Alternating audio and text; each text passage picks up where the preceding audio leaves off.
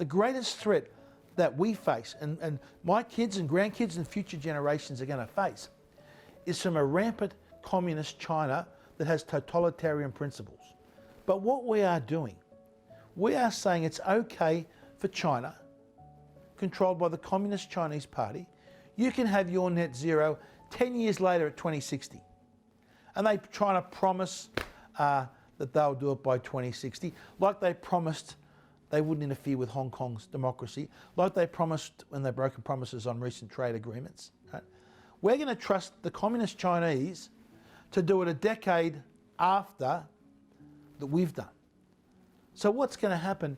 Industry will simply relocate out of Australia and other countries that have this net zero by 2050 and base themselves in China, because they don't have to get to net zero by 2050. So what we are doing, we are handing an economic, political and military advantage to the Communist Chinese at a time, only a couple of days ago, the Chinese are threatening to fire rockets at us. This is insanity. This is complete madness. This is reckless disregard for the security of the Australian nation. We've got to do everything we can to become as economically strong and as prosperous as we can. Just look at what is happening in Hong Kong now. That is the greatest threat that our kids face. And yet they've been brainwashed in schools that if they do these things, that they can somehow control the temperature of the globe.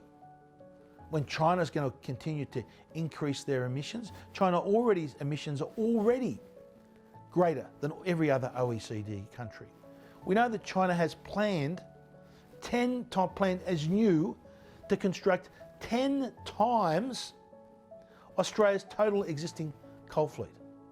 And we think that, if we don't replace Liddell, that this will make a difference to the weather. Like, come on, this is insanity. It is green madness on steroids, and it's going to cause untold harm to future generations. And they're going to look back at us and say, how could you lot be so darn stupid?